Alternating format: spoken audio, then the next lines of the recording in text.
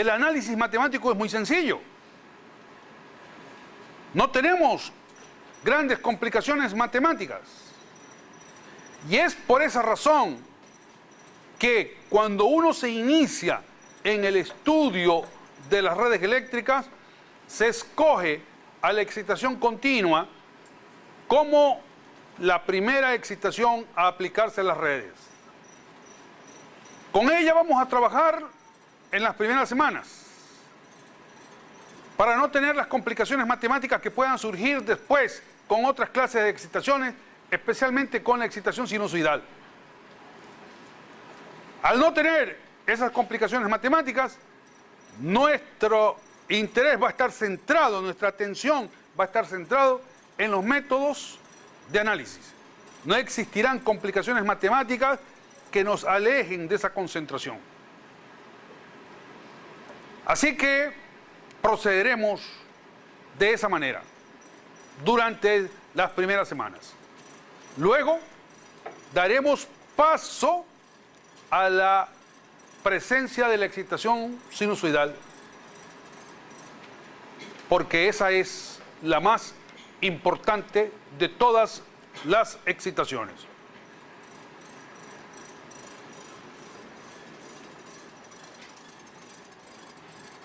En la teoría de redes eléctricas, al igual que en cualquier sistema físico, también existen las llamadas leyes de interconexión.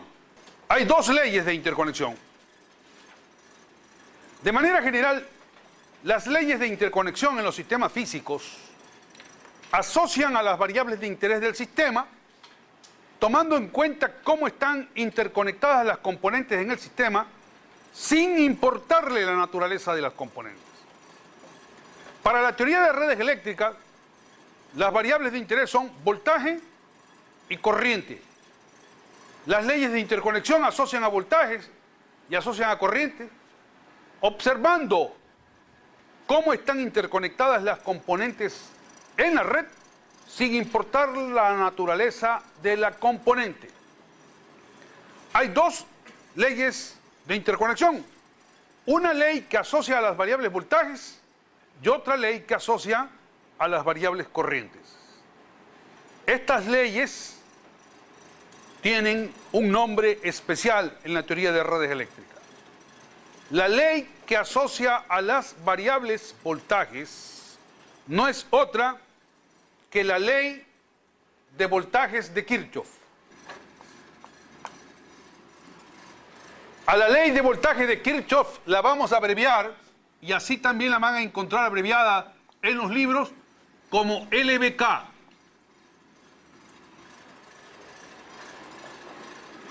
¿Qué establece la ley de voltajes de Kirchhoff?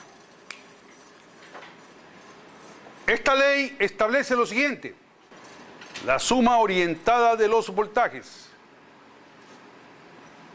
a lo largo de cualquier camino cerrado de una red eléctrica dada es igual a 0 en cualquier instante de tiempo. Consideremos la siguiente red eléctrica.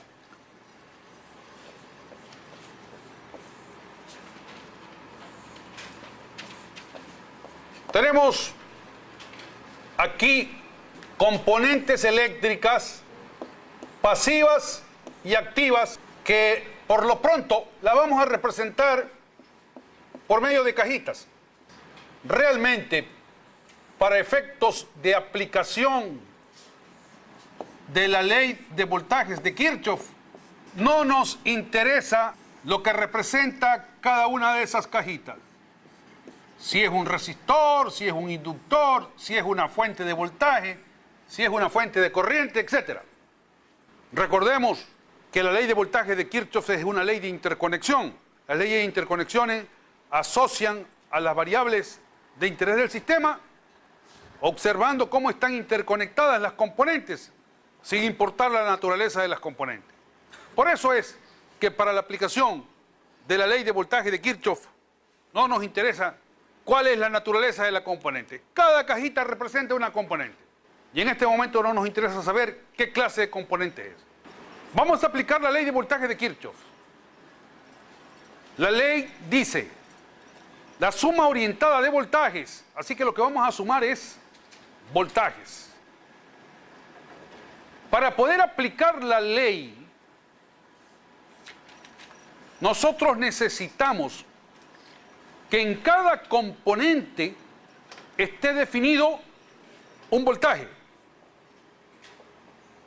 Por eso es que cuando hablábamos de polaridad, decíamos que previo al inicio de la red se necesita asignar una marca de polaridad a cada componente de la red y que esa marca de polaridad se asigna de manera arbitraria.